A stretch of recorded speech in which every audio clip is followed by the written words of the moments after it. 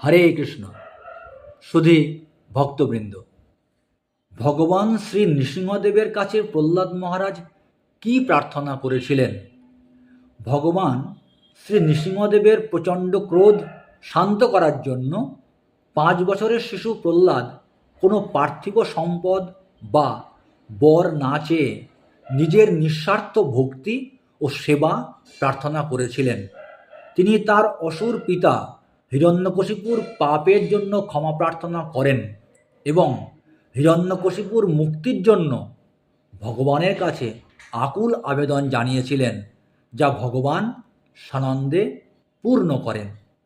প্রহ্লাদ মহারাজ ভগবান শ্রী নৃসিংহদেবের কাছে তার পিতা হিরণ্যকশিপুর পাপ মোচন এবং মুক্তি বা বৈকুণ্ঠ লাভের জন্য প্রার্থনা করেন। তিনি কোনো ধরনের বৈষয়িক ভোগ বা বর না চেয়ে সর্বদা ভগবানের চরণে ভক্তিপূর্ণ সেবা ও দিব্য নাম জপ করার বর প্রার্থনা করেছিলেন।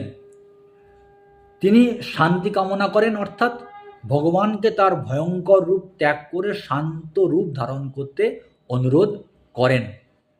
তিনি নিজেকে এই ভবসাগর থেকে উদ্ধার করার জন্য ভগবানের শরণাগত হয়েছিলেন। মনকে কলুষিত করে এমন জাগতিক কামনা বাসনা অর্থাৎ কাম বীজ তিনি ধ্বংস করার জন্য প্রার্থনা করেছিলেন। আর এই দুঃখময় সংসার জ্বালা থেকে পরিত্রাণ পেতে সর্বদা ভগবানের শ্রীচরণে আশ্রয় প্রার্থনা করেছিলেন। হরে কৃষ্ণ।